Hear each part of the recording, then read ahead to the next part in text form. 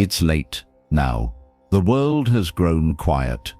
The soft ticking of the clock, the hush of a distant wind, maybe the faint sound of your breath, they are all that remain to remind you you're still here, still breathing, still walking the silent road of this life. Perhaps tonight, like so many nights before, your heart feels heavy in a way you can't quite name. Not sadness, not fear, not exactly loneliness, but something quieter, like a question that never received its answer. Something invisible but real, pressing softly against your chest, like the weight of the sky. You've carried so much, moments that slipped away before you could hold them, words that lingered long after they were spoken, longing, love, disappointment, and perhaps a sense that somewhere along the path, you missed a turn, made a wrong choice, or let go of something you shouldn't have. Maybe you've wondered,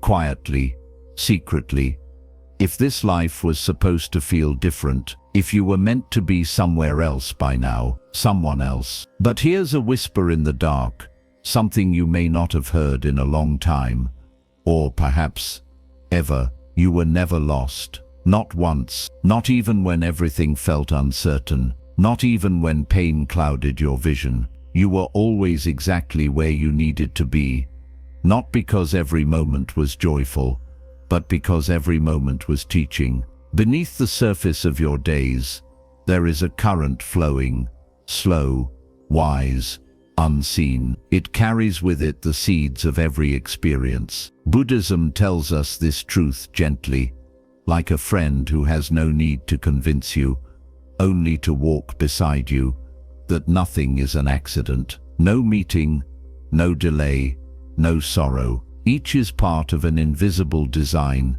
stitched into the very fabric of your becoming. This truth isn't meant to explain away suffering, or to justify what has hurt you. Instead, it offers a lantern, one you can carry with you into the darkest woods. If nothing is random, then even your pain holds meaning. If nothing is wasted, then even your doubts are stepping stones. You don't need to understand the whole picture tonight. You don't need to fix, change, or unravel what is already unfolding. All you need is this breath, this quiet moment, this pause in the night when the world steps back and the soul steps forward. Let yourself soften, unclench your hands, release the furrow in your brow. Let the armor you've worn all day melt gently from your shoulders. Let your breath become your companion, not something to control, but something to be with. In and out,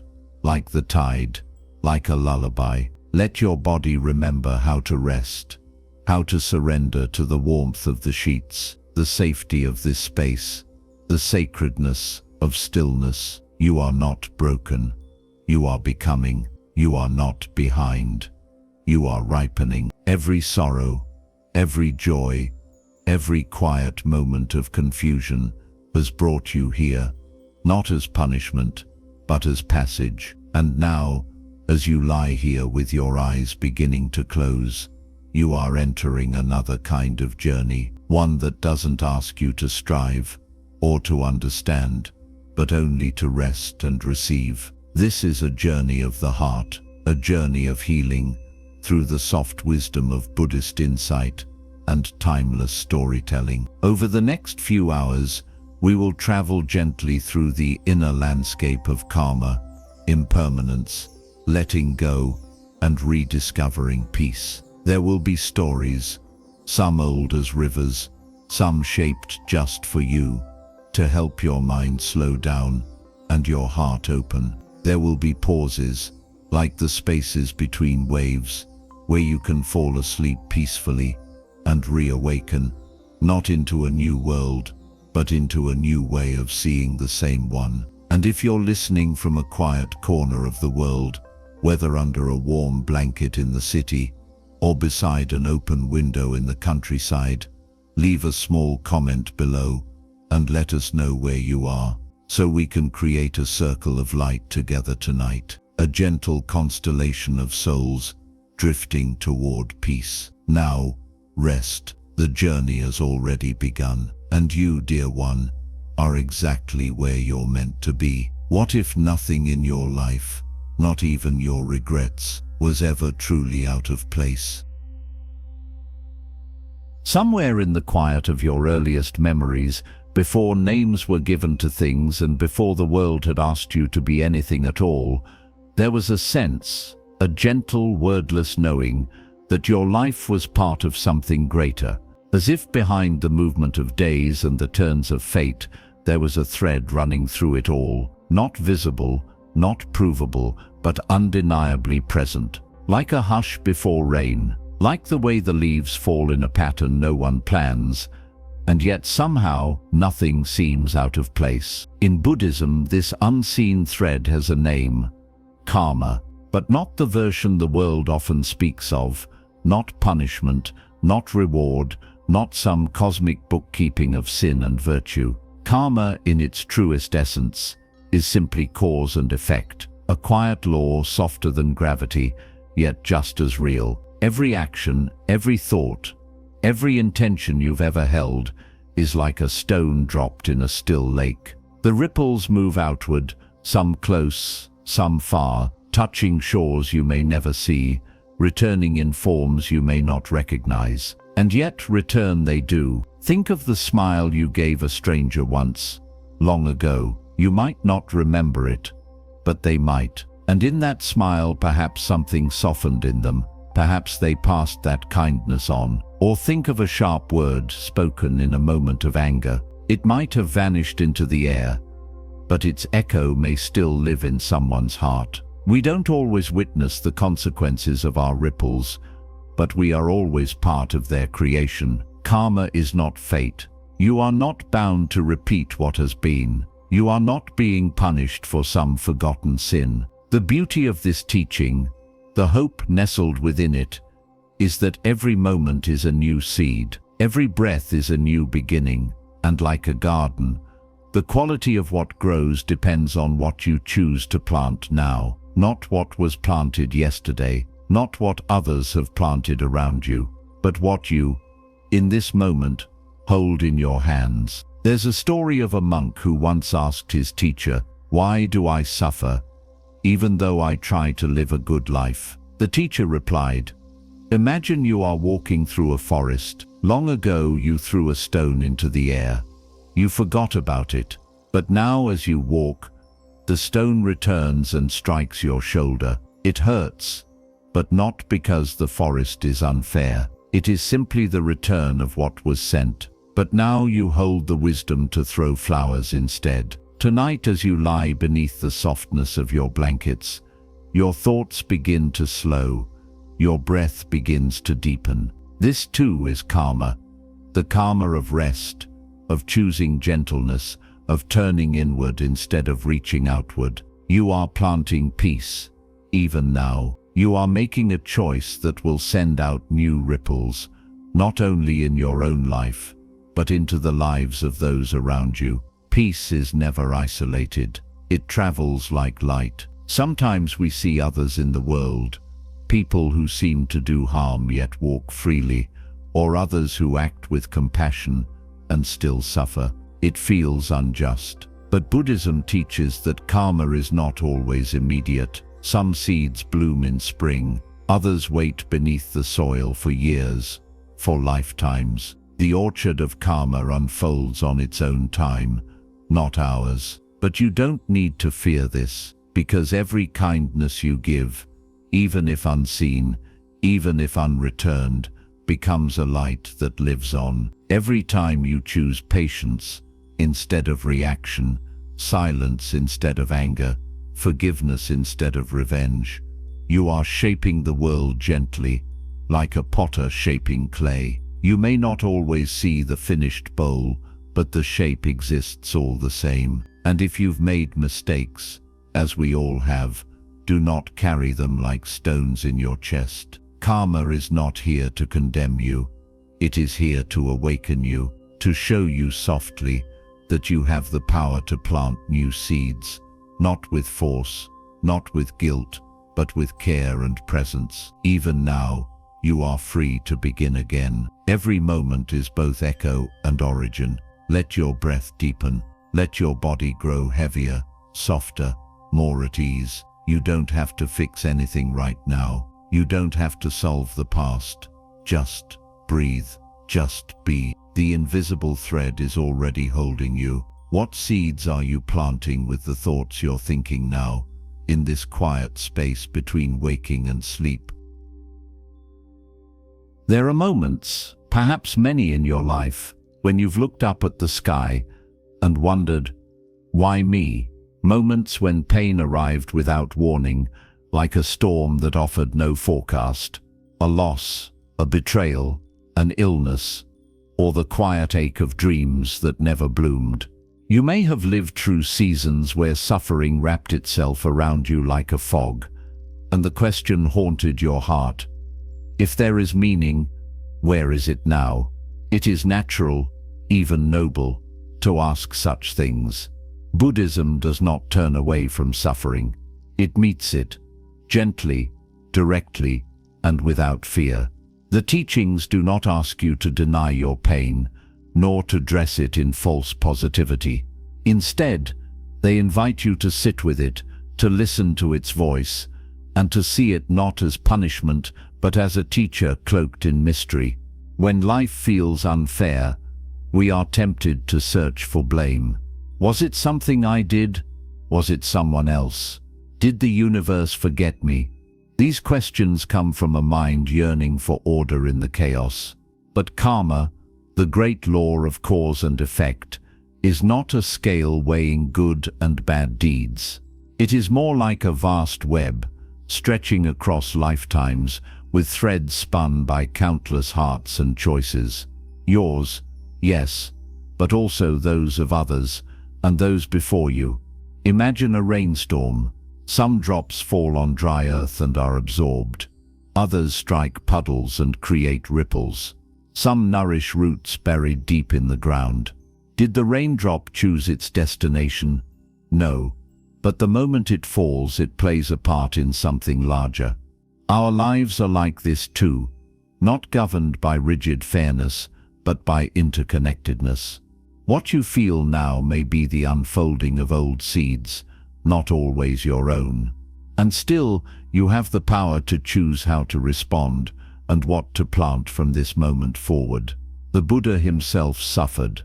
He left his palace not to escape the world, but to understand it, to sit with sickness, aging, and death, and to ask why these shadows visit every heart. And through his awakening, he realized that suffering is not personal. It is not a sign of failure or punishment. It is a universal experience woven into the fabric of human life, not to crush us, but to soften us into wisdom. There's a story often told in Buddhist circles. A woman named Kisa Gotami lost her only child. In her grief, she carried the small body through the village, begging someone to bring him back to life. Eventually, she was led to the Buddha. He told her he would help, but first, she must bring him a mustard seed from a house that had never known sorrow. With hope, she knocked on every door, but each home had its own tale of grief. A lost parent, a vanished love, a silent goodbye. And slowly, she came to see she was not alone in her pain. Suffering may feel like a prison, but in truth, it is a bridge, connecting you to every other living soul. When you suffer, you join a great circle of humanity, where sorrow is not failure, but a shared rite of passage. And through this, something unexpected can arise. Compassion, not only for others, but for yourself. Tonight, if your heart carries pain that feels unfair, let yourself rest in this truth. You are not cursed, nor are you being punished. You are being invited to awaken, to soften, to see with new eyes. This moment is not the end of your story. It is a chapter, rich, complex, still unfolding. Close your eyes, if they haven't already begun to close.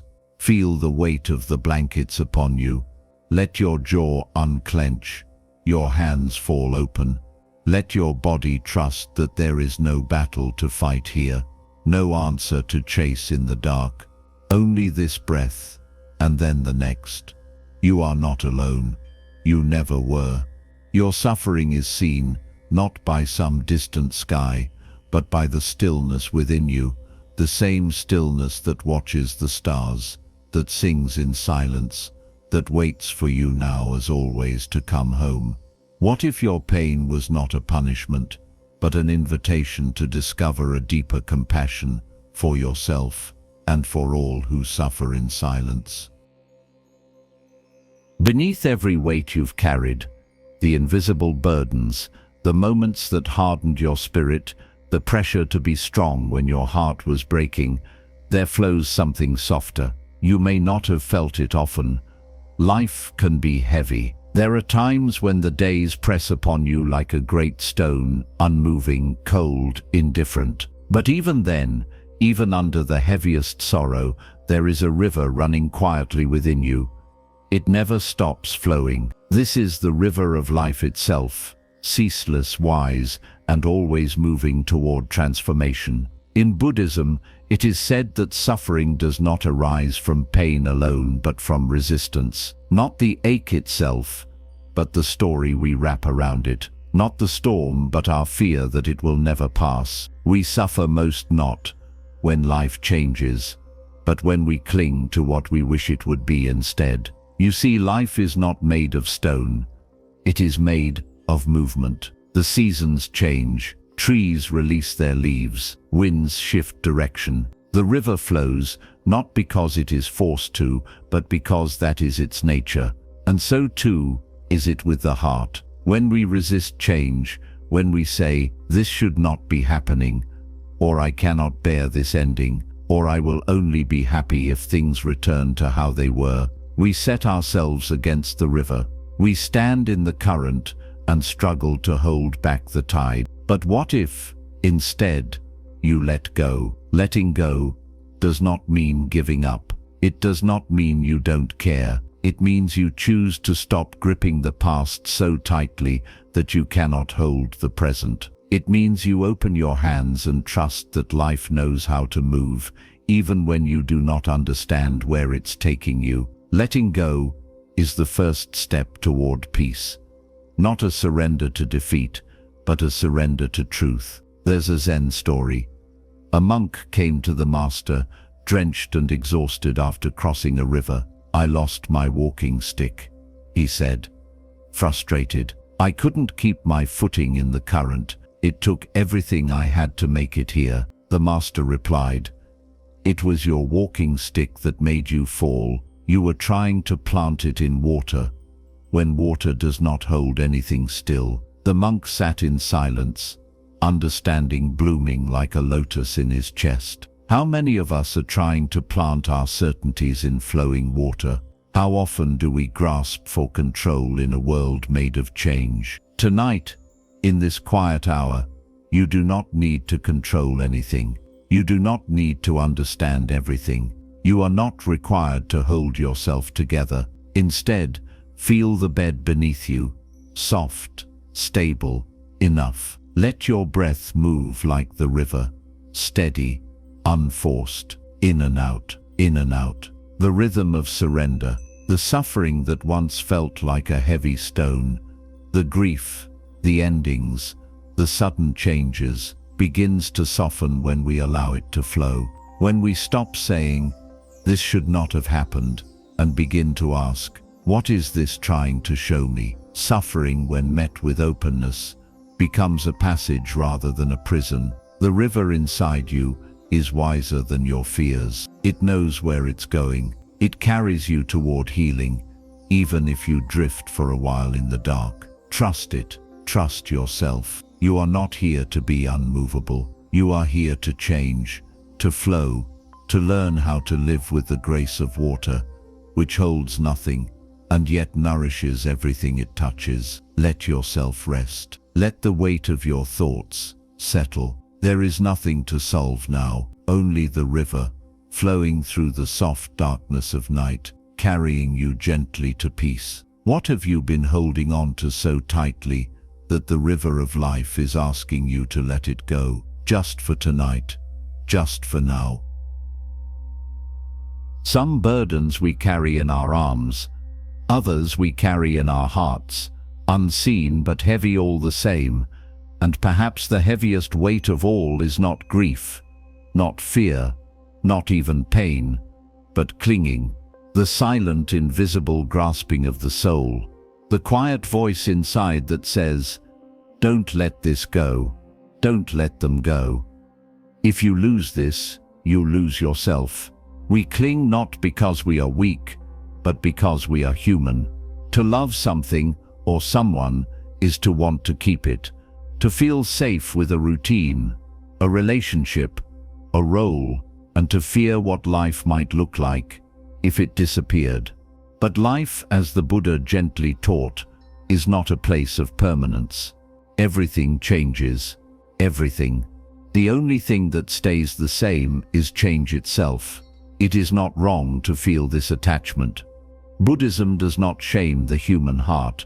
It only seeks to free it, because when we cling to a person, a past, an identity, or even an ideal, we do not preserve our happiness. We trap it. We build a cage for joy, and in trying to protect it, we slowly suffocate it.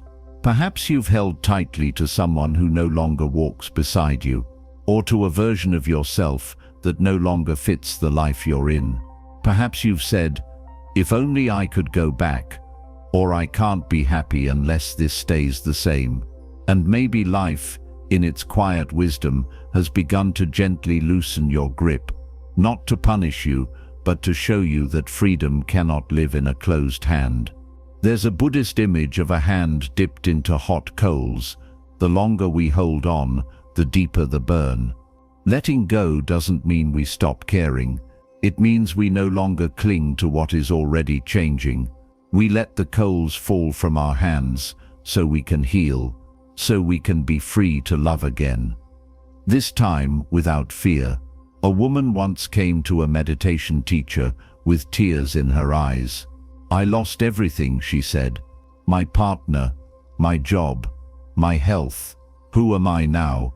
The teacher offered her a simple cup of tea. "Drink," he said, "but do not grip the cup. If your hand relaxes, you can enjoy it. If you squeeze too hard, it will shatter. Everything in life is like this."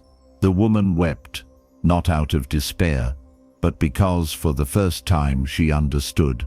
Her suffering had not come from the changes themselves, but from the force with which she had resisted them. Tonight, let yourself unclench, not only your hands, but your heart. The pain you've been carrying may not be from the loss itself, but from the tension of holding on. Loosen your grip. Breathe. There is no rush. You don't have to let everything go at once, just enough to feel the lightness returning, just enough to feel your breath deepen again. You may begin to notice that with each exhale, something softens, that the tightness in your chest is not who you are, but a passing wave, that the memories do not need to be pushed away, only held loosely, like feathers, not stones. Love doesn't end when we release attachment. In fact, it begins because love, real love, does not cling. It allows, it blesses, it watches someone walk away and still whispers, "May you be happy."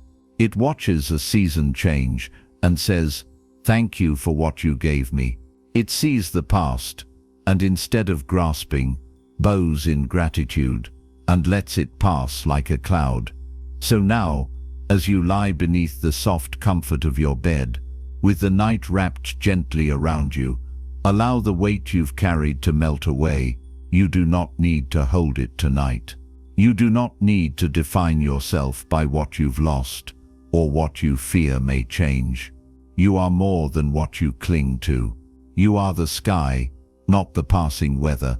You are the space, not the object. You are still here, and you are free to begin again.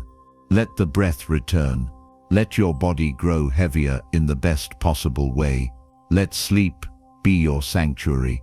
And let your soul, for just this one night, release its grip and rest. What would it feel like to open your hands and your heart just a little and allow what is already changing to change? Imagine this. You are sitting before a small flickering flame. At first, it gives warmth. It soothes the cold in your bones. But the longer you reach for it, the tighter you try to hold it, the more it burns. And yet, you don't let go. Not because you want to suffer, but because the flame once gave you comfort. Because you remember what it felt like when it didn't hurt. This is the nature of attachment. So often we reach for something, a love, a memory, an identity, because once it warmed us. And when it begins to burn, when it begins to harm us, we tell ourselves, just hold on a little longer. Maybe it will change. Maybe it will come back to what it was. But the truth, whispered gently through Buddhist teaching, is that we suffer not because we feel love, but because we try to possess it. In Buddhism, attachment is seen not as a moral failing, but as a source of suffering because it misinterprets the nature of reality. Everything, even the most beautiful things, is subject to change. The flame is not bad. It simply was never meant to be held. Perhaps you've been carrying a memory that once gave you comfort, but now haunts you. Perhaps you've stayed in a situation long after the warmth faded, out of fear of the cold. Or maybe you've clung to a version of yourself that no longer fits the life you're living. The flame may have been good once, but now it burns, and still the hand holds on. There's a quiet bravery in letting go of the very thing you thought you needed. It takes courage to open your palm and release the ember, not because it was never meaningful, but because it is no longer meant to be held. Letting go does not erase the past. It honors it and then sets it free. A Zen story tells of two monks walking through a forest. They came upon a woman unable to cross a muddy stream. One monk, without a word, lifted her and carried her across. Hours later, the other monk broke the silence. "Why did you carry her? We are not supposed to touch women." The first monk replied, "I put her down hours ago. Why are you still carrying her?" We do this too, not with bodies, but with emotions, with burdens, with moments long gone. We carry them in our thoughts, day after day, long after the moment has passed. The mind clings, but the soul longs to be light. Tonight, if there is something or someone you've been holding tightly, ask yourself gently, is this bringing warmth, or has it become a flame that burns? If the answer is unclear, that's okay. You don't need to drop it all at once. Just loosen your grip. Just notice the heat. Let awareness be the first act of release. Feel your body now, your hands, your shoulders, your chest. Is there any tension there? Any weight that doesn't need to be carried into sleep? Breathe into that place, not to force it open, but to offer it space. With each breath, imagine yourself placing the flame down, not throwing it away, not denying its beauty, simply setting it down where it no longer harms you, and then rest. Let the hand soften, let the heart cool, let the breath carry you back to yourself. The pain of the flame is not a punishment. It is simply a sign that you are holding something too tightly, and even now you are free to choose ease instead. Love does not require possession, peace does not require certainty, and healing does not require you to undo the past. It simply asks that you stop clutching the ember and open your hands to the breeze. The wind is soft tonight. It will carry your sorrow if you let it. The sky holds space for all that aches. you are not alone in this letting go. All of life is letting go with you. Every leaf, every wave, every cloud drifting toward the unseen. Let your breath be like that. Let your body float on it. Let yourself sleep. What part of your heart has been gripping a flame that is asking to be released? Not in anger, but in mercy. In the heart of a quiet forest there stands a tree, not grand, not old, just a simple being rooted in the earth, reaching toward the sky. Through spring it blossomed, pale green shoots unfurling like small hopes. Through summer it stretched its arms wide, holding sunlight and bird song and the laughter of wind. And then came autumn. The leaves turned golden, they curled at the edges, and one by one they began to fall. The tree did not weep. It did not try to tape the leaves back on or beg the season to stay. It simply stood, silently, and let go. You have seasons within you too, times of growth, times of joy, and yes, times of letting go. But unlike the tree, we often resist. We grasp at what is fading, the job that once defined us, the relationship that once comforted us, the identity that made us feel whole. And in our resistance we suffer. Buddhism teaches the truth of impermanence, anicca, one of the most foundational insights on the path to peace. Everything changes. This isn't a flaw in the design, it is the design. Nothing is meant to last forever, not even sorrow. And yet, the mind clings. It says, this was mine, this was good, I don't want it to go. And so we live in mourning of what is already moving on. But what if letting go was not loss, but grace? What if the falling of the leaves was not the end, but the preparation for something new, for rest, for quiet, for the soft hush of winter, and then, one day, for spring? The tree lets go because it knows what is essential will return. What is ready to be born again will come, and what is truly yours will never leave you, not in any real way. Perhaps tonight you're holding on to something that is ready to fall away, a chapter that has closed but which your heart still rereads, a dream that no longer fits your life, a version of yourself that once served you but now feels too small. Let it fall, not in bitterness, but in reverence.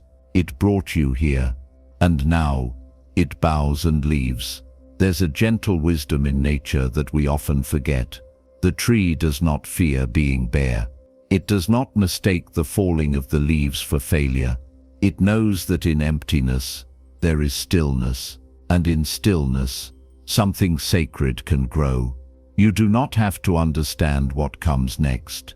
You only have to trust that the letting go is not the end of the story. It is the quiet turning of a page. You are not becoming less, you are being cleared.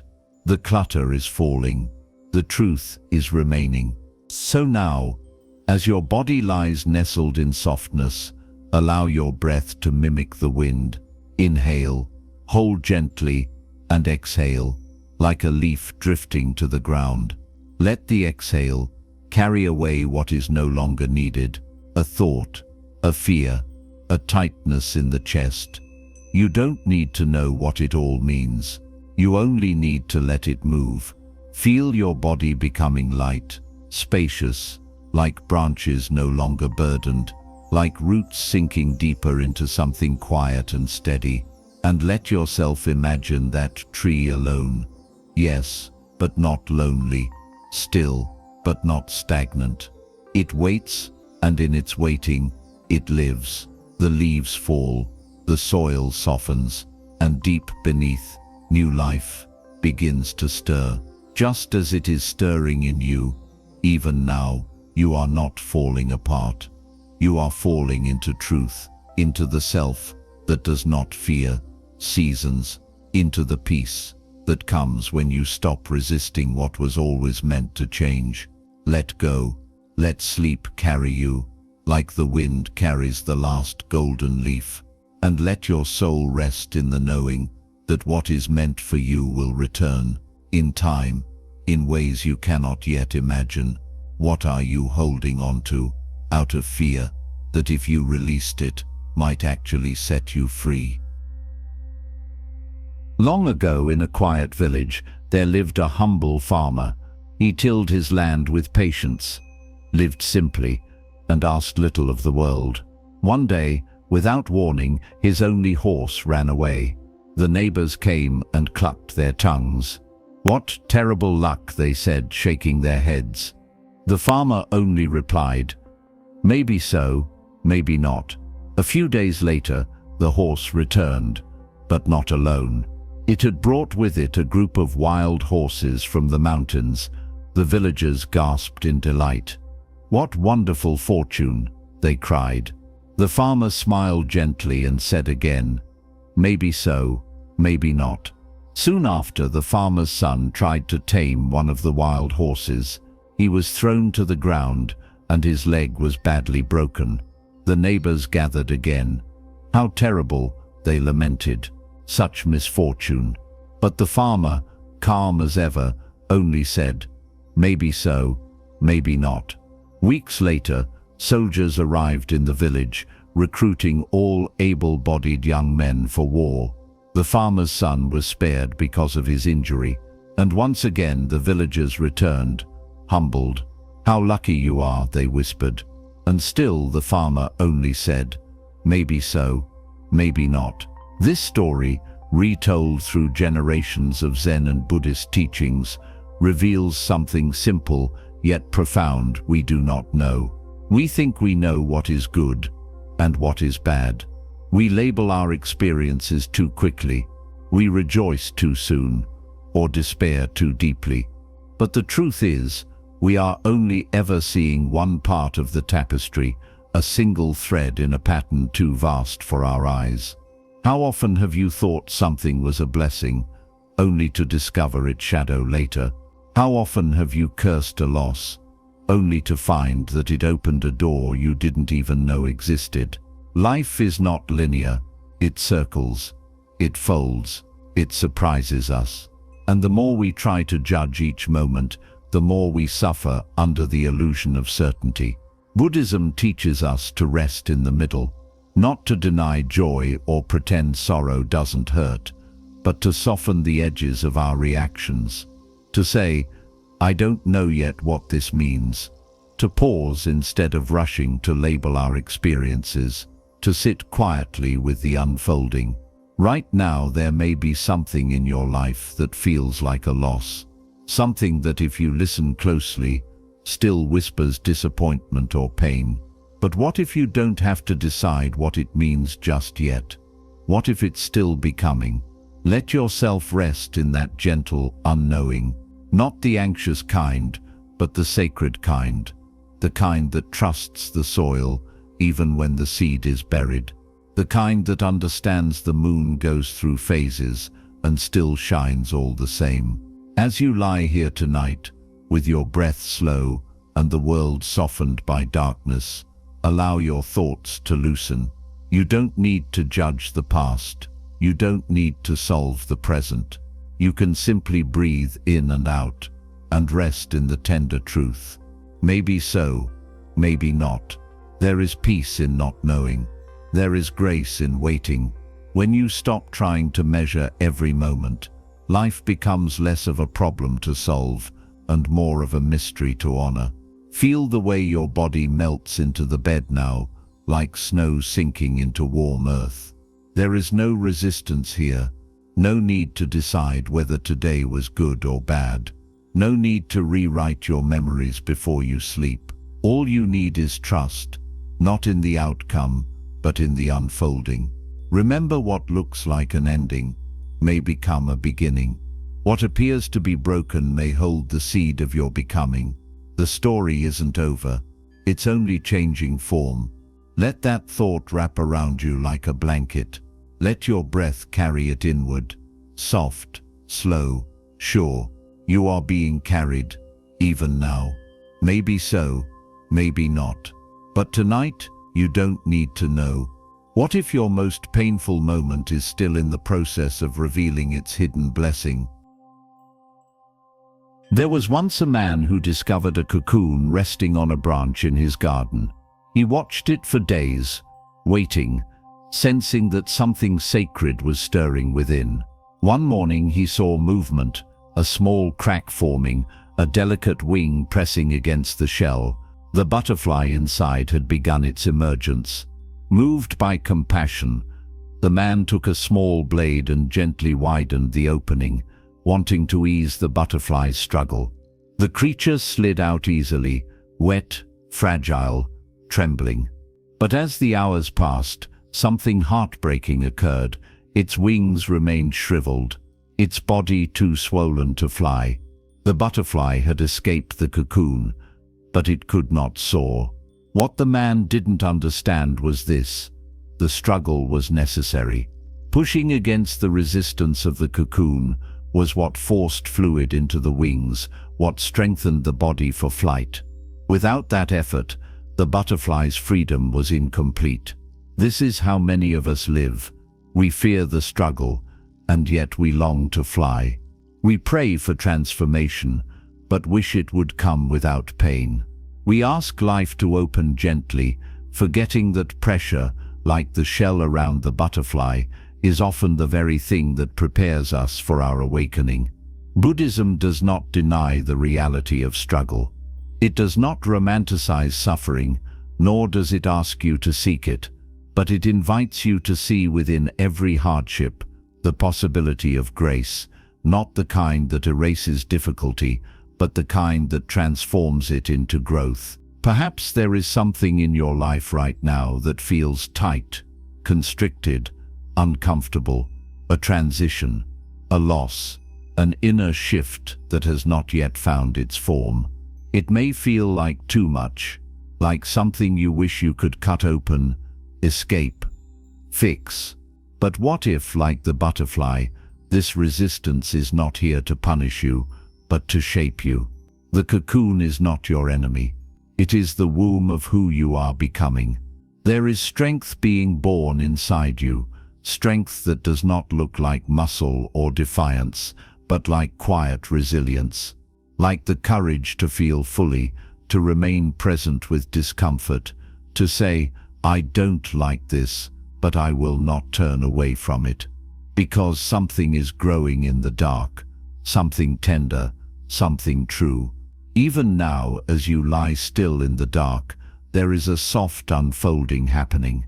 You may not see it, but your soul feels it, the slow loosening of old identities, the melting of what no longer serves, the quiet breath of something new beginning. Let yourself rest here. You don't need to force anything. You don't need to push your way out of this moment. Nature takes its time. The butterfly doesn't rush. It simply listens to the inner rhythm, the silent pulse of becoming. Feel your body now, cocooned by blankets, held by gravity, supported by something deeper than effort. Let your breath be soft and unhurried. Let your thoughts drift like silk threads. You are allowed to rest in the not knowing. You are allowed to soften even in your strength. One day you will look back on this time, this tight, tender season, and realize this was when your wings were forming. This was when you were learning how to fly, not around the pain, but through it. So rest, beloved soul. You are not broken. You are breaking open. You are not falling apart. You are unfurling. What if your current struggle is not holding you back, but strengthening the wings you've yet to use?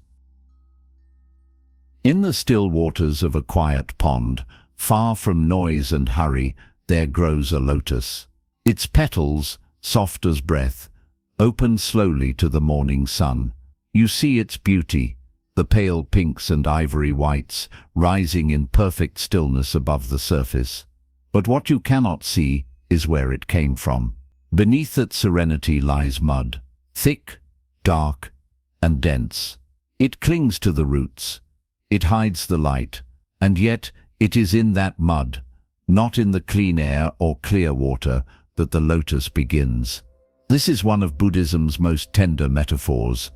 No mud, no lotus, no struggle, no bloom, no suffering, no awakening.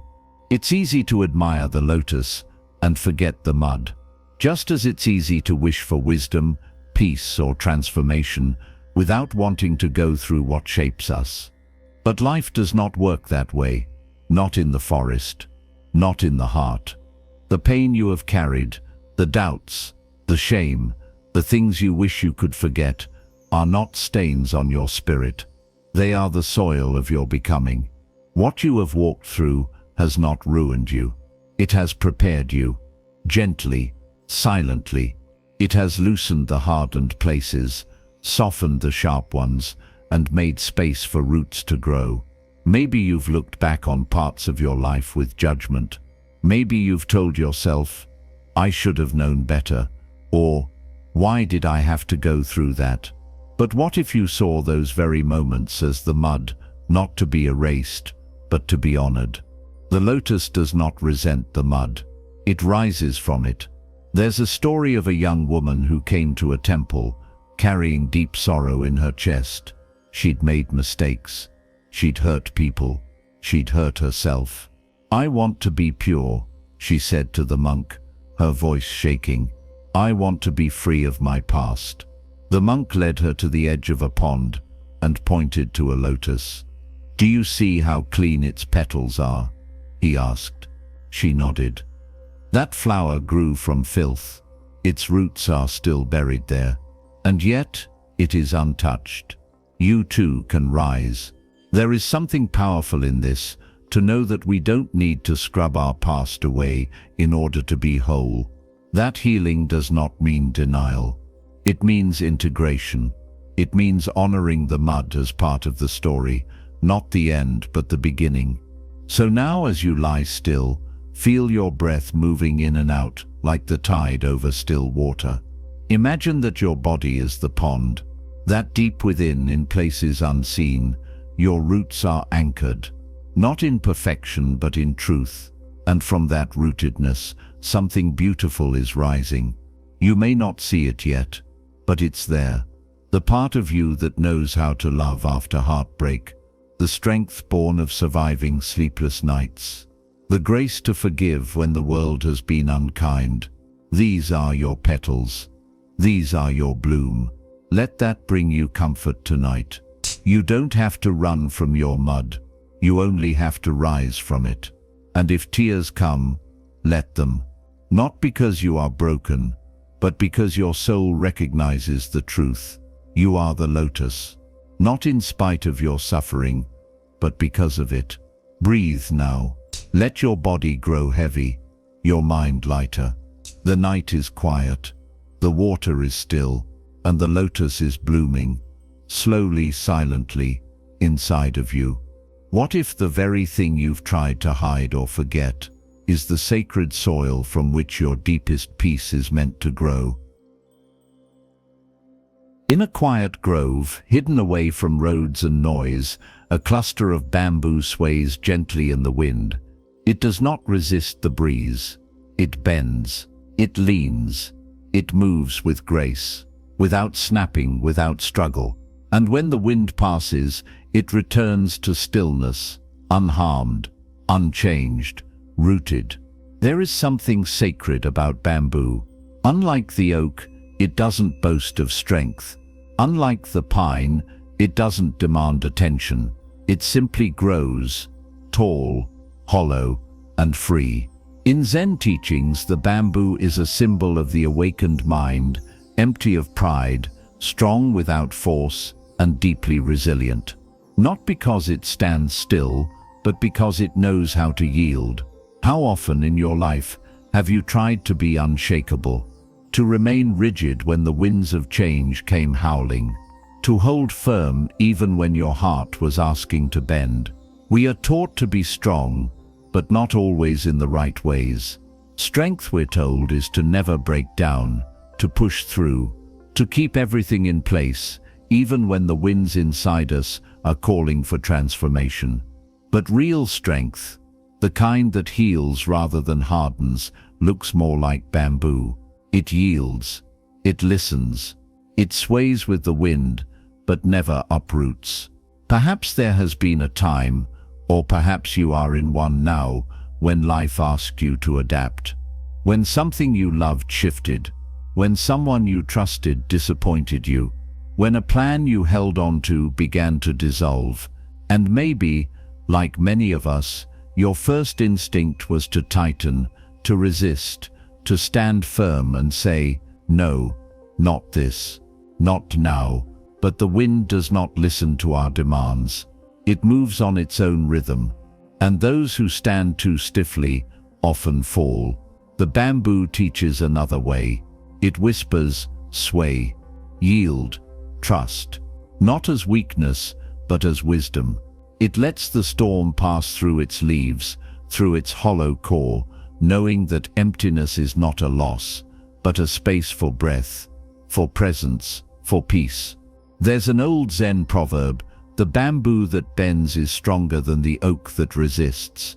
It reminds us that resilience is not about stubbornness, it's about flexibility. It's the grace to say, "I don't know what this moment means, but I will not fight it." It is the willingness to feel grief, to move with it, to allow it to reshape us without defining us. As you lie here now, notice your breath. Notice how it too moves like wind in and out, soft and ungraspable. Let your body be like the bamboo, rooted in stillness, but open to movement. Let your ribs rise and fall without resistance. Let your heart bend gently toward rest. There is nothing you must hold tightly now, no story you need to protect, no identity you must prove. You can let yourself sway, in thought, in feeling, in memory, and you can trust that your roots will hold you, that who you are is strong enough to bend and still remain whole. Maybe there is something in your life that has changed, a direction you didn't choose, a goodbye you weren't ready for, a plan that unraveled, and maybe it has felt like the wind is too strong this time. But remember, the bamboo bends, it doesn't break, and neither will you. Let this thought carry you deeper into sleep, that you don't need to fight this moment. You only need to breathe through it, to sway with it, to let it pass through you like wind through leaves. Tomorrow may come with new weather, but for now, the night holds you. The wind has softened, and the bamboo stands, tall, empty, and whole. Where in your life are you trying to be unbreakable, when the deeper wisdom is asking you to bend? Imagine a still lake at dawn, untouched, glass-like, holding the soft reflection of trees, clouds, and morning light. You don't have to look at the sky to know it's beautiful.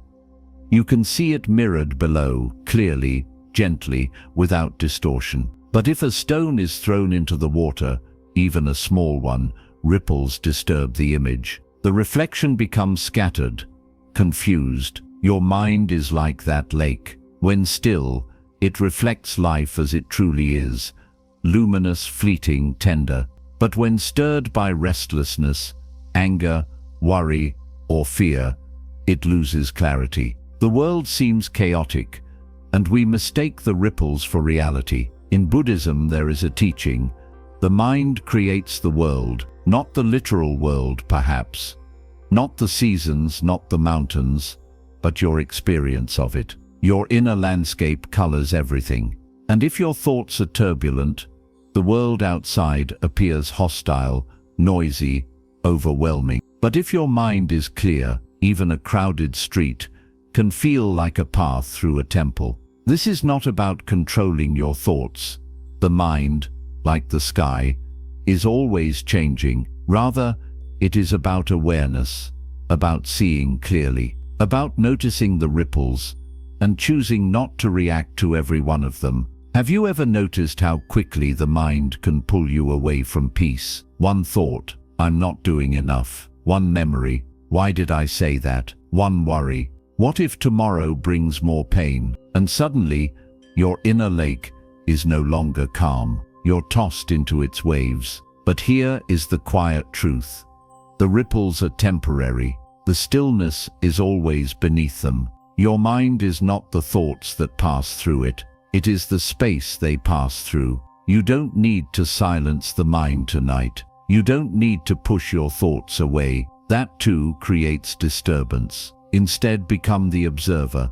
Watch your thoughts as you would watch birds flying across the sky. Notice them, smile at them, let them pass. There's an old parable from the Buddhist texts. A young monk once asked the master, "How can I find peace?" The master replied, "Peace is always present, like the moon behind the clouds. If you stop chasing the clouds, you'll see the light was never gone." That's the practice. Not erasing the clouds, but recognizing they are not the sky. So now, as you lie here with the hush of night wrapping around you like silk, bring your attention inward. Let your breath be an anchor. Let each inhale return you to stillness. Let each exhale release a ripple. No need to cling to any thought that arises. No need to fix anything.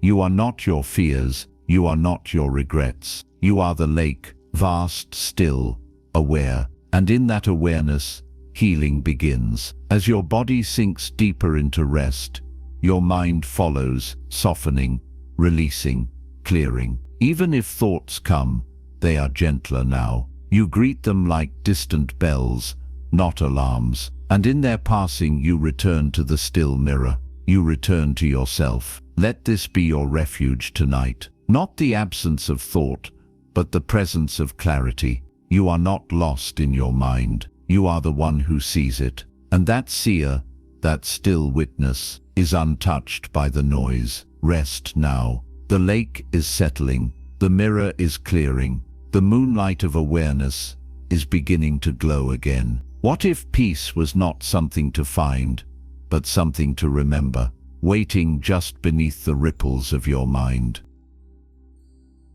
There is a moment just before the wind changes, when everything is still. Not silent exactly, but suspended. The trees stop rustling. The leaves pause mid-air. The world holds its breath. It is a space between forces, between one movement and the next. The mind has these moments too. In Buddhism, this sacred space is honored deeply. It is the pause, the breath, the space between stimulus and response. It is where choice is born, where wisdom has time to enter. You may know this feeling already, even if you've never named it. That tiny flickering moment when someone says something sharp, and before you reply, you hesitate. That second when you feel anger rising, but before you act, something inside you softens. That heartbeat of stillness when you notice your thoughts beginning to spin, but you choose not to follow. These moments are powerful. In them, we are no longer prisoners of reaction. We become conscious again. The Buddha taught that most suffering doesn't come from what happens to us, but from our automatic responses, our reactions, our judgments, our spinning thoughts. But in the pause, we reclaim ourselves. We step out of the storm. We become observers instead of actors. We ask, what is this moment calling for? What would compassion choose now? It is said that between every in-breath and out-breath, there is a still point, a brief silence, a quiet emptiness. And in that emptiness, clarity lives. As you lie here tonight, you are surrounded by these pauses, small spaces of rest between the thoughts, between the memories, between the soft rise and fall of your breath.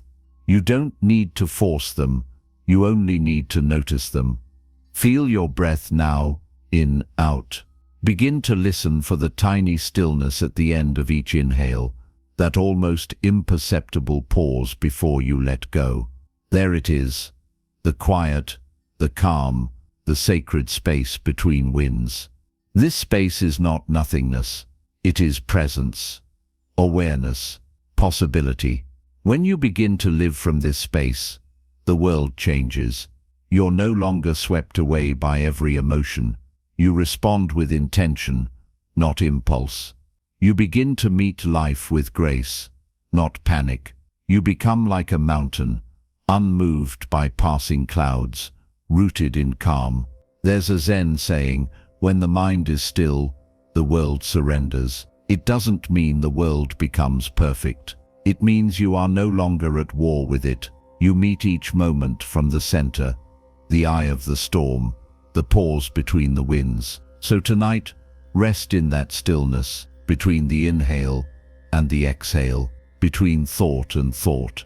Let your mind expand into those open spaces. There is no urgency here, no fixing, no rushing, just the gentle rhythm of being. If a thought comes, let it pass like a breeze. If emotion arises, let it ripple and dissolve. Keep returning, not to the thought, but to the pause before it.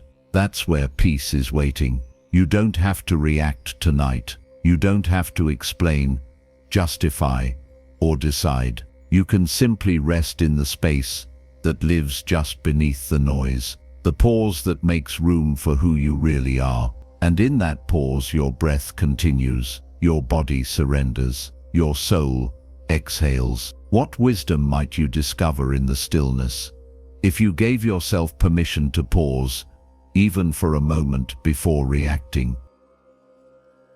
In a darkened room, one small candle can change everything. Its flame is not loud. It doesn't force back the shadows with fire. It simply flickers, and the world softens. The corners once hidden become visible. The silence becomes calm instead of cold. And slowly, gently, the space feels sacred. This is what presence does. It illuminates. Presence is not something we earn. It is not a skill to master or a goal to achieve. It is the quiet return to this moment, this breath, this body, this now. So much of our suffering comes from elsewhere, not from what is happening, but from where our mind has wandered, into the past, where regret and rumination live, or into the future, where worry spins stories of what may come. And all the while, this moment, this simple, peaceful moment, waits patiently for us to come back home. Buddhism teaches sati, mindfulness, as the art of returning, of noticing the mind's movement, and gently guiding it back to what is, not in judgment, not in effort, but with the same care you would offer a candle, shielding its flame from the wind. Think of how you've moved through your day. How many meals have passed by unnoticed? How many faces, conversations, touches, blurred by distraction? The mind pulls us toward 1,000 things, and we chase them, believing presence can wait. But life does not happen in the past. It is not waiting in the future. It is only ever here, now, in the way the pillow supports your head, in the soft rise and fall of your chest, in the hush of your breath as it warms the air around you. There is a Zen practice called ikigyozamai, full concentration on a single act. Drinking tea, folding clothes, sweeping a floor, not as chores, but as meditation, as devotion. When done with presence, the ordinary becomes luminous. The flame of awareness turns every moment into a temple. You don't need incense or silence to practice this.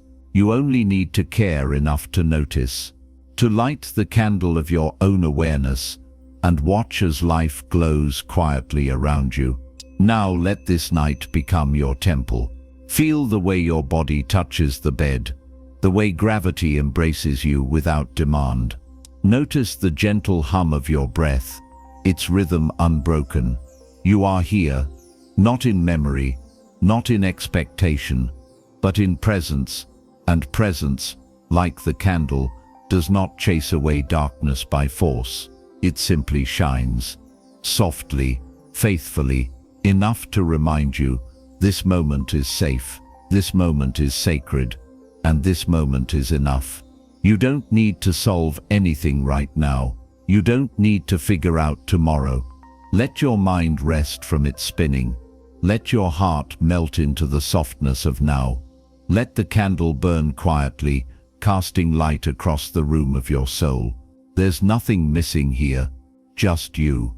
Just this. Just breath and stillness, and the light that grows when you simply pay attention. What might change if you gave your full loving attention to this moment, as if it were the only one that truly mattered? Long before you had words, before you had names for sorrow, joy, or love, there was breath. The very first thing you did when you entered this world was inhale, and the very last thing you'll do, whenever that sacred moment comes, will be to exhale. Everything between is a dance of breathing, in and out, arrival and release. Life flowing quietly through you, asking for nothing but your trust. You do not need to think about it. You do not need to manage it. The breath has always known the way. In Buddhism, the breath is not simply air. It is prana, chi, vital energy. It is the anchor to presence, the bridge between the body and the mind. The breath is your first teacher in letting go, because it cannot be held. Try to cling to a breath, and you will lose it. Try to force it, and it slips away. But when you soften, when you surrender, the breath returns, gentle and true. When life becomes heavy, we often forget the breath. We hold it, we shallow it, we tighten around it, and in doing so, we lose the thread of the present moment. The mind begins to spiral. The body tenses. We drift further from home. But when you remember to breathe, truly breathe, you come back to yourself, back to a wisdom that lives not in thoughts, but in sensation, in rhythm, in quiet return. Tonight, let your breath be your guide, not something to control, but something to be with. Like an old friend walking beside you in the dark, saying, "You're not alone. I'm still here." Feel the breath now, softening the belly, expanding the ribs, lifting and falling through the chest like the tide upon the shore. You do not need to count it. You do not need to deepen it. Just notice, just allow. If your mind wanders, as all minds do, bring it back, not with force, but with kindness. Follow the breath as if it were a candle flame flickering in the night. Each inhale is a doorway, each exhale a return. There is nothing to chase, nothing to solve, only this rhythm, like waves, like wind, like the quiet song of your own aliveness. In the ancient texts, the Buddha taught that awareness of breath leads to the calming of all formations, that through simple presence with the inhale and the exhale, the storms of thought begin to settle. The mind clears, the heart opens, peace begins. You may notice it now, that with each breath, your body feels a little heavier, but your spirit a little lighter, as if something within you is releasing, gently, silently, without effort. You're not doing anything, you're simply being. And that is more than enough. There's an old saying in the mindfulness tradition: if you can breathe, you can return. Return to presence, return to stillness, return to the quiet truth beneath all noise, that you are safe and held and whole. Tonight, your breath is your lullaby, your prayer, your anchor in the dark. Let it carry you deeper into yourself. Let it rock you like a cradle. Let it remind you, you are not lost, you are not broken, you are breathing, you are here, and that is the way home. What would happen if, instead of reaching outward for answers, you simply followed your breath, all the way back to peace?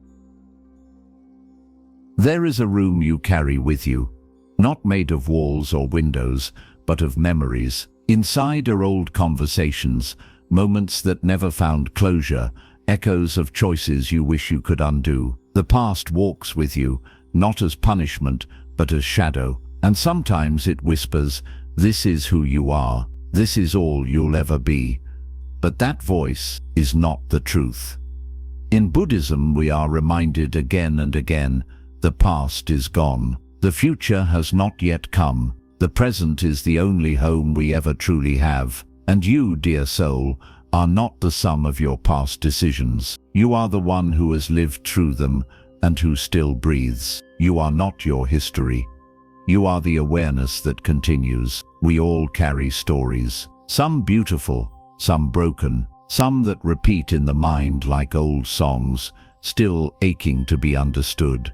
Maybe you've been told you're not enough. Maybe you've made mistakes you can't forgive yourself for. Maybe you've believed, deep down, that your past defines your worth. But here, in this still night, let yourself hear another possibility. You are not bound by who you were. You are not stuck in the patterns that shaped you. You are not your regrets. You are this breath, this moment, this presence, fresh, open, and capable of change. There's a story of a monk who, before finding the path, lived a life of violence. After years of meditation, he became known for his peace, his wisdom, his compassion. One day, a traveler recognized him and said, "Weren't you the man who once brought harm to others?" The monk nodded gently. "Yes," he said, "that was someone I used to be, and someone I've learned to forgive." This is the path of transformation. Not denial, not perfection, but forgiveness, reconciliation, the understanding that everything in your past brought you to this point, not to chain you, but to awaken you. If there is pain in your story, it is not because you failed. It is because you tried to live, to love, to become, and perhaps, at times you did not yet know how to do that with grace. That is part of being human. But tonight, you do not need to fix your past. You do not need to rewrite it. You only need to loosen your grip on it, to stop carrying it like a burden, and begin honoring it as a teacher. Let your breath be your guide. Let it wash over old memories like rain over ancient stone. Let it soften the sharp edges. Let it release what no longer needs to follow you. You are not the person you were yesterday. Even now, your body is changing. Your mind is shifting. Your heart softening. Growth does not ask for credentials. It only asks for presence. Rest now in this truth. You are allowed to evolve. You are allowed to begin again. The past may have shaped you, but it does not define you. As your body settles deeper into rest, feel how little you need to hold, how free you are to let the past rest where it belongs, behind you, not erased, but no longer in command. You are not walking backward. You are moving gently forward, with each breath, each moment, each choice, to soften instead of tighten. You are not your past. You are the one who survived it. What part of your past are you ready to place down, not in denial, but in peace, so that you may begin again from this moment? Letting go is not forgetting. It's not abandonment. It's not erasure. Letting go is an act of love. Love for what was and love for what is still unfolding. There is a gentle art to it, one that doesn't rush or force, one that honors what once was while releasing the grasp. Like watching a leaf detach from a tree, not with struggle, but with surrender. It drifts, it lands, and the tree, though bare for a time, remains rooted, alive, still growing. So many of us are taught to hold on, to cling to relationships, roles, memories, and identities, even when they've run their course. We mistake attachment for loyalty. We confuse endurance with love. But Buddhism teaches a quieter wisdom that non-attachment is not detachment. It is the freedom to love fully without trying to possess. It is the wisdom to release when the time comes. Think of your own life. Is there something you've been holding on to, perhaps out of fear that letting go means losing everything? A story about who you once were, a connection that no longer feeds your spirit, a dream that belonged to a younger version of you, a version of your life that never came to pass. Letting go does not mean you no longer care. It means you care enough to stop holding too tightly. There is a parable of a traveler crossing a river. He builds a raft with great care, using what he finds around him, bamboo, rope and time. It carries him across to the other shore. But once on land, he continues to drag the raft behind him, through fields, over hills. He is exhausted but cannot bear to leave it behind. "It served me," he says. "I owe it everything." The Buddha teaches we must be grateful to the raft, but we must not carry it forever. You too may have built something that once served you, a belief, a relationship, a habit, but perhaps it has carried you as far as it was meant to, and now the path ahead asks for open hands. Letting go is not a one-time act. It is a practice, a breath, a softening. Tonight, as you lie here, feel into what you are still gripping, not to judge, not to force release, but to notice. Place your attention on your chest. Feel the rise and fall of the breath. Is there tightness there? In the shoulders, the jaw? Sometimes the body holds on even when the mind says it's ready to let go. You don't have to fix this tonight. You only have to begin. Let the breath move into those places. Imagine it like warm water, softening the tension, inviting release. Let each exhale be an act of letting go, not of everything, just of what no longer serves. And as you breathe, remember, when you release something, you make space for something else. When your hands are empty, they are open to receive. Letting go allows you to travel lighter. It clears the path. It opens your heart. It reminds you that you are not defined by what you carry, but by your ability to keep walking. Rest now in the knowing that what is meant for you will remain, not because you clutch it, but because it truly belongs. Everything else can return to the stream of life, where it will find its next shape, its next home. The art of letting go is really the art of trusting life.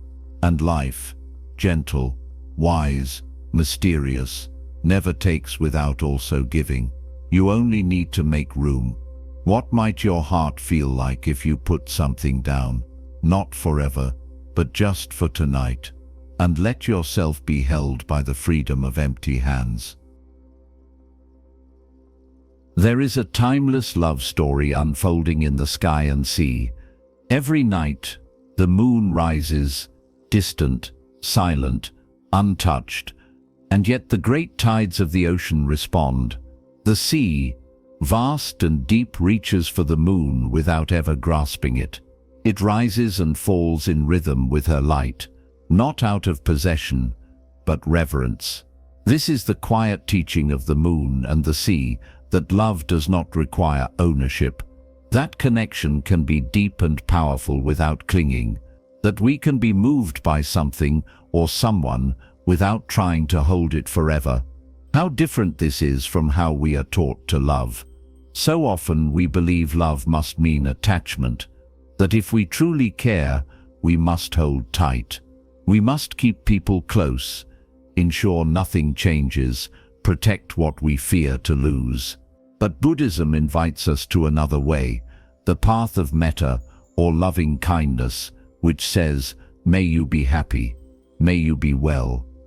Whether you stay or go, this is not coldness, it is not detachment, it is the moon's way, full, radiant, always present, and still letting the sea be free. Perhaps there is someone in your life whom you have loved deeply, maybe still do, and perhaps that love has become tangled with fear, fear of change, of distance, of endings, and maybe in trying to preserve it, you've begun to suffer. But tonight, let the moon speak to your heart. Let it tell you that love does not need to cling, that you can wish someone well, even as they drift from your orbit, that your heart is vast enough to love without chains, to bless without binding, to shine even in silence. There is a deep peace that comes when we stop trying to hold the tide, when we allow things and people to move according to their own rhythm, when we understand that true love is not about having, but about honoring. Feel your breath now, like the tide, slow, steady, rising and falling in rhythm with your inner moon. Imagine any grasping softening. Imagine your heart glowing like silver, open and full. You don't need to let go of love itself, only the need to control its form. You can love what is passing. You can cherish what cannot stay. You can bow to what once was and still move forward. A teacher once said, "If you truly love a flower, do not pick it.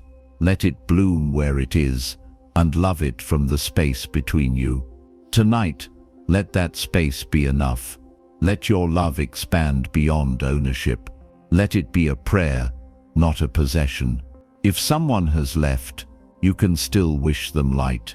If someone stays, you can hold them with open hands. If love changes shape, you can still be shaped by its beauty. Rest in the moon's wisdom, quiet, still, radiant. Let your heart reflect her light. You are the sea, deep, vast, wise, and tonight you are allowed to feel everything and still remain free. What love in your life might be asking not to be held tighter, but to be honored more gently with space and light? In the stillness of early spring, a gardener kneels in soft soil. She presses her fingers into the earth, not to control it, but to trust it. In her palm, she holds seeds, tiny, silent, ordinary, but within them, the possibility of an entire field of flowers.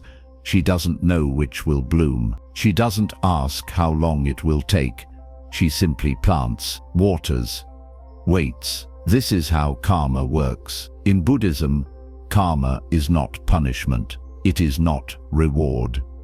It is planting. Each thought, each word, each action is a seed. What we sow today in silence or in speech, in private or in public, will grow into the garden of tomorrow. Not always in ways we expect, not always on the timeline we want, but the law of cause and effect moves gently, persistently, like roots beneath the ground. Many people think karma is fate, but it is not. Karma is choice, and the most beautiful truth of all is this: no matter what you've planted in the past, you can always begin again, even tonight. Perhaps you've sown seeds of worry, and now you feel the brambles of anxiety rising around you.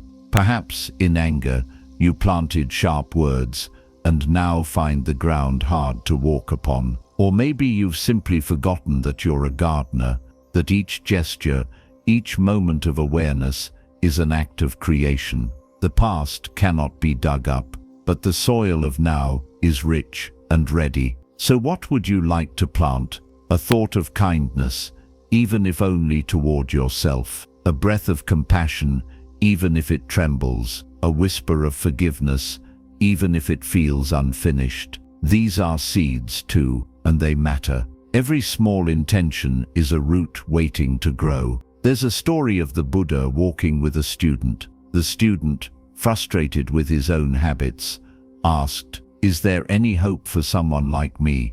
The Buddha stopped beside a tree. "This tree once began as a seed," he said, "buried in darkness. It did not rise by force. It rose by being true to its nature and by being given light. You are not bound to your habits. You are not stuck in your cycles. You are allowed to outgrow old patterns. You are allowed to become new. Tonight, let this be your planting time. You don't need a field. You don't need a perfect plan. Just a quiet moment. Just this breath. With each inhale, gather your intention. With each exhale, press it gently into the earth of your being. What would it feel like to plant peace? To speak more gently to yourself, to others, to respond instead of react, to take one small step toward healing, even if the path is long. These are your seeds. You are already planting them,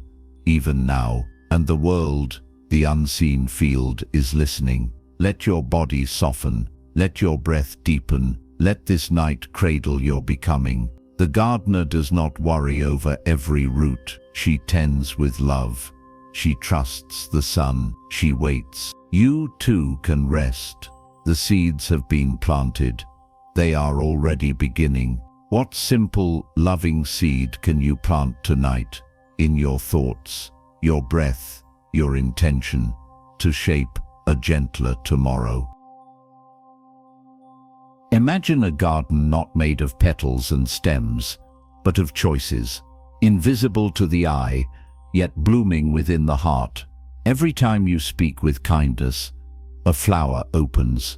Every time you pause to listen, really listen, a leaf unfolds. Each moment of patience, of compassion, of mindfulness, plants something real. This is the garden of intention. In the Buddhist path, intention is more powerful than outcome. It is the silent force behind action, the energy with which we do what we do. Two people can perform the same act, but if one does it out of guilt and the other out of love, the karma they create is different. The fruit, too, will taste different. So much of the world teaches us to focus on results. Were we productive? Did we succeed? Did others approve? But the Dharma turns the gaze inward and asks instead, what moved you? What lived in your heart when you acted? Were you aware? Were you sincere? It's easy to live unconsciously, to go through the motions, to act from habit. But when we bring presence to our intention, even the smallest gesture becomes sacred. Making tea, offering a smile, choosing silence instead of defense, speaking truth without cruelty. You don't have to do something grand to change your karma. You only need to be clear in your heart. Right now, as your body lies in rest, you may feel still, as if nothing is happening. But even here, intention lives. The decision to pause, the choice to listen to words that bring you closer to peace, the openness to heal. These are not small things. They are seeds planted in the garden of your soul. And like any garden, intention must be tended, watered, given light. That light is awareness. What are you cultivating? What is the energy behind your actions? Not to judge, but to gently understand. There's a story from the Buddhist tradition. A woman came to the Buddha and asked, "How do I know if I'm living well?"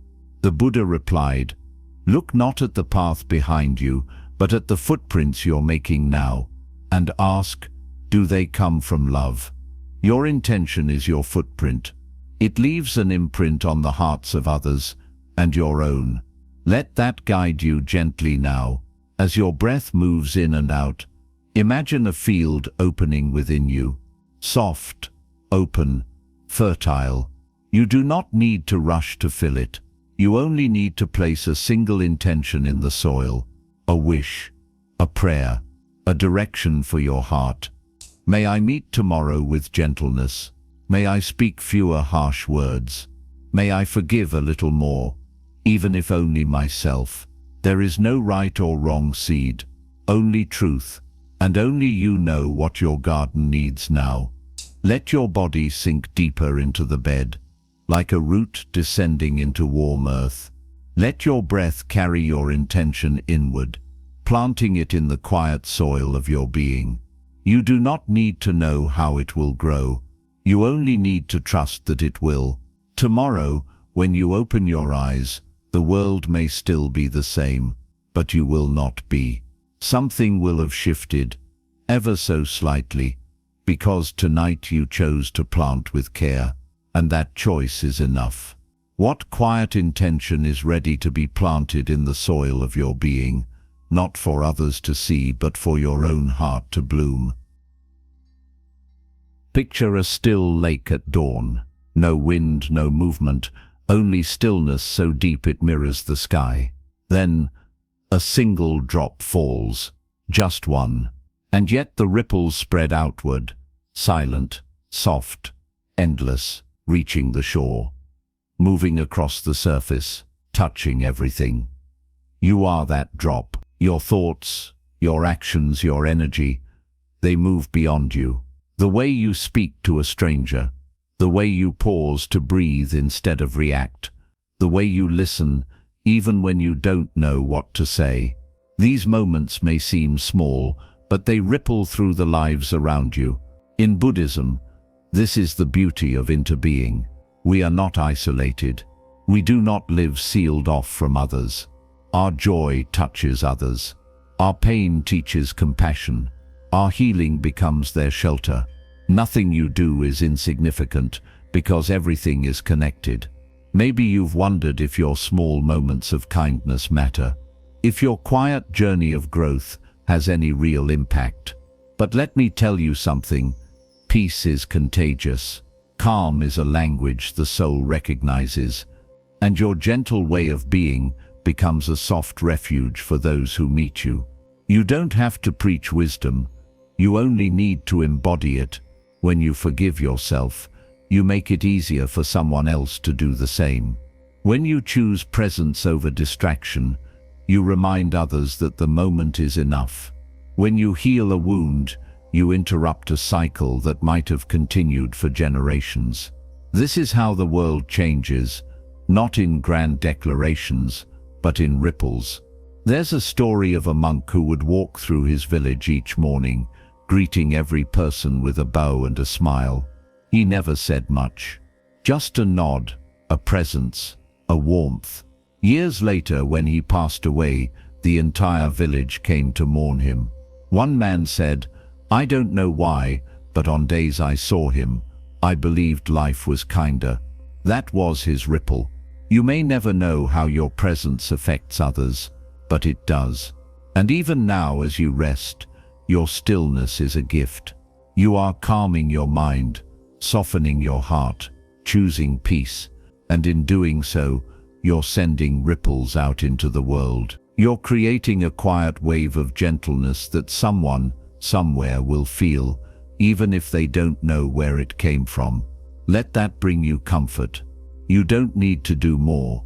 You don't need to become someone else. You only need to continue this inner work, breath by breath, choice by choice. The ripple will take care of the rest. Feel your body now, held by the bed, held by gravity, held by life. You are supported. You are safe. And you are part of something vast and beautiful, a web of being, woven together by love, attention, and care. You are the drop. You are the lake. You are the ripple, and the world is already shifting because of you. What kind of ripple do you want to send into the world, not by doing more, but by being who you truly are? In the heart of many Buddhist temples, there is a great bell, tall, heavy, carved with ancient symbols. It does not ring often, but when it does, its sound is deep, long, echoing through air and body and soul. It does not shout. It does not demand. It simply calls with presence and clarity, inviting all who hear it to return to the heart. This is the bell of compassion, not just a sound, but a state of being. In Buddhism, compassion, karusa, is the wish that all beings be free from suffering, not pity, not sorrow, but a deep, active love that sees pain and chooses to stay close to it. To live with compassion is to become a bell in the lives of others, a quiet presence that reminds them, you are seen, you are not alone, you are still worthy, even in pain, and it begins always with yourself. Tonight, bring your attention to your own heart, not as a flaw to be fixed, but as a living, breathing part of your humanity. Can you meet yourself with compassion? Can you let go of the judgment, the harsh inner voices, the stories that tell you you're not doing enough, not healing fast enough, not measuring up? Compassion whispers differently. It says, You're trying your best. It says, of course you're tired.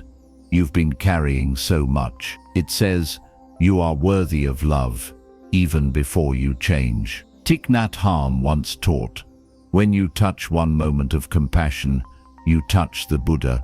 That means that even now, lying in your bed, if you place a gentle hand over your heart and breathe with kindness, you are entering the sacred. Imagine now, with each inhale, a bell ringing softly within your chest. Not a loud clang, but a vibration, slow, clear, round like moonlight. That is your compassion.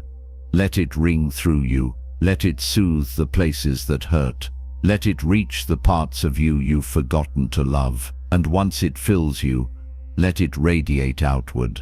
Bring to mind someone you know who is suffering, not to carry their pain, but to surround them with your tenderness. Imagine sending them the wish. May you be free from suffering. May you find peace. May you remember your worth. No need to fix, just witness. Just offer warmth. Then, let the circle grow. To strangers, to those you struggle with, to people who may never know your name. You are not powerless in a world that aches. Your compassion ripples like a bell across great distances. What you feel with sincerity is never lost. Even in your sleep, compassion breathes through you. Even in your silence, your intention matters. You are not too small to bring healing. You are the bell. You are the sound. And in a world that forgets itself so often, you are a reminder. Rest now in the vibration of that truth. Let your body absorb it. Let your spirit ring. Quietly, endlessly, lovingly. If your presence could be like a bell, what message of compassion would you want it to echo through the hearts of others and your own? Sleep is not a shutting down. It is a letting go, a homecoming, a soft exhale into the arms of the universe. In the quiet of night, when the body grows heavy and the mind begins to loosen its grip, something ancient stirs, a returning to the part of you that doesn't need to perform, to solve, or to strive. Sleep in the Buddhist sense is not just rest. It is surrender, a spiritual release of attachment, control, and form. Each night, you are invited into this temple of surrender, not through effort, but through softening. Not by forcing rest, but by trusting it. Think of how the river sleeps, not by ceasing to flow, but by letting the surface go still. Think of the petals that close at dusk, not out of fear, but because they know the morning will come. Think of how the breath continues, even in dreams, guiding, holding, cradling the body like a lullaby woven by the universe itself. Sleep is not a failure of productivity. It is the reward for letting go of the day. And what a day it has been, not for what you did, but for all you held. The thoughts, the emotions, the memories, the inner work of becoming, which no one sees, but which takes great courage. You've walked through inner forests. You've touched old wounds. You've breathed into places of tightness and whispered kindness to the parts of you that still ache. You've planted seeds. You've made peace. And now you lay it all down. This is the moment the monks speak of when they talk about resting in awareness, not awake, not asleep, but somewhere in between, a floating, a release, a soft fading into stillness, where even identity becomes mist. Let this be your sacred sleep, a passage, not an escape, a ritual, not a routine. Place your attention now on your breath, soft, easy, slow. Feel your body melt into the bed. The hands that held so much today can rest now. The shoulders that carried invisible weight can let go. The heart that tried so hard can simply beat, without needing to be anything more. Sleep is not something you must chase. It is something that finds you when you stop chasing. There is an old Tibetan teaching that says, "The day is a life, the night is a death, and sleep is the rehearsal for awakening," not in a fearful sense, but in a sacred one. Every night, we practice surrendering. We practice trusting the great silence, and every morning we begin again, reborn, lighter, emptied of yesterday. So surrender now, not because you're giving up, but because you are giving in to peace, to stillness, to the vastness of rest. You are not behind. You are not late. You are not broken. You are simply tired, and you are allowed to be. Let yourself be carried now by breath, by stillness, by the wisdom that lives in the part of you that needs no words. The world will turn without you tonight. You have done enough. You are enough. And this sleep is your blessing. What would it feel like to surrender fully, not as defeat, but as the highest act of trust? Insight does not arrive like thunder. It does not crash through the sky or demand to be seen. True wisdom comes like dawn, slow, gentle, almost unnoticed, until suddenly everything is bathed in quiet light. There is a moment just before waking or just before sleep when the mind is soft and open. The edges blur, the thoughts grow thin, and something deeper, something older than language begins to rise. This is the glow of insight. Not knowledge, but understanding. Not answers, but clarity.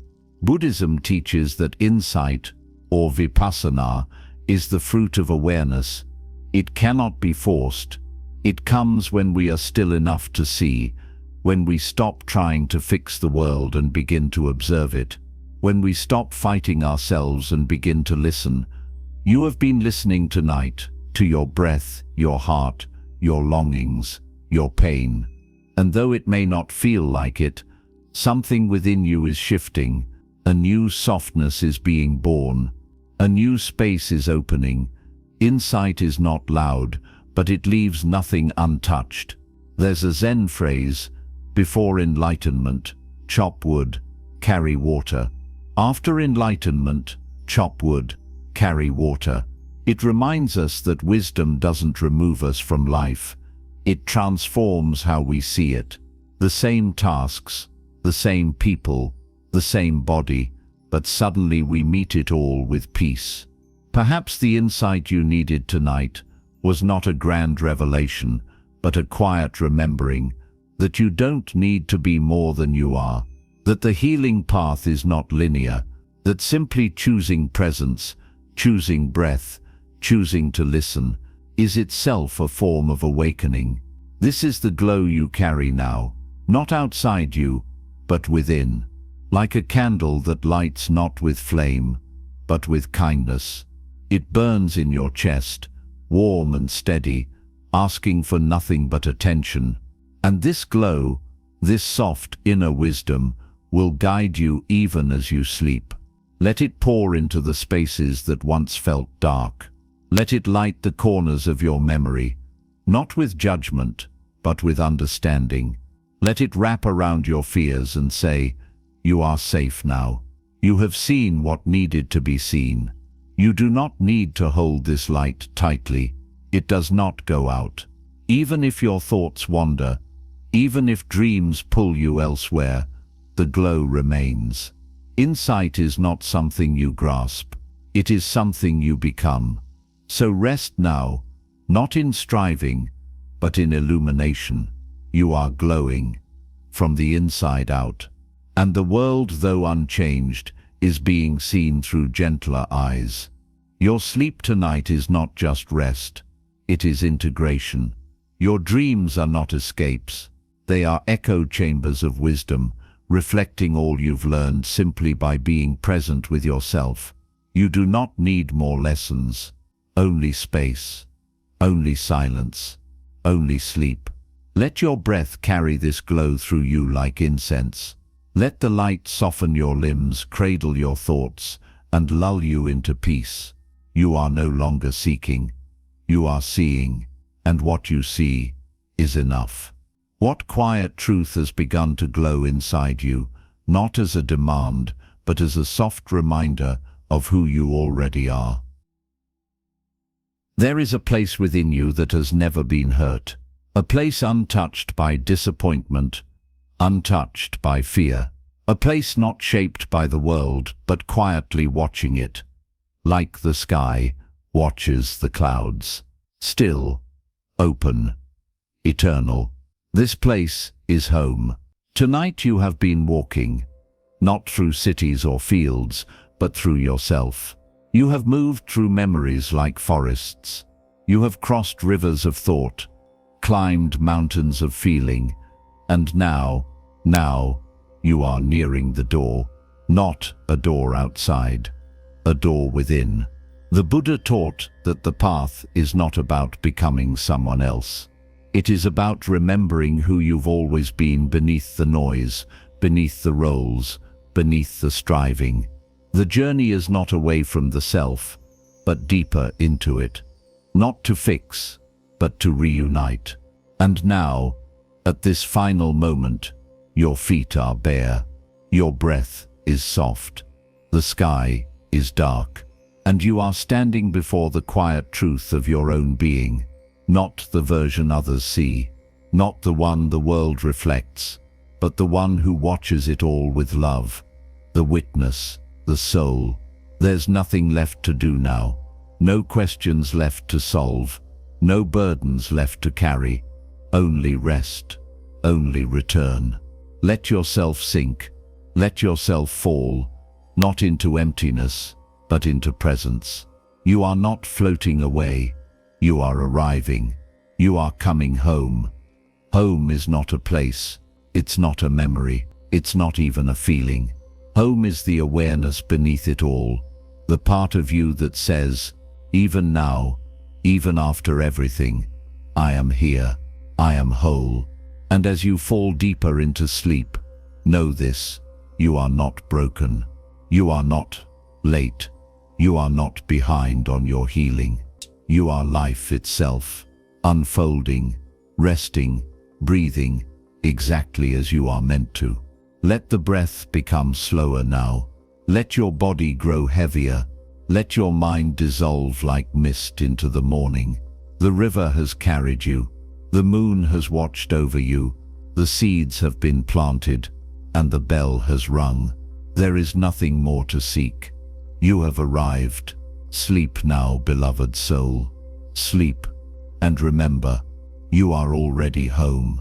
When all the stories fall away, who is the one that remains? Watching, loving, still,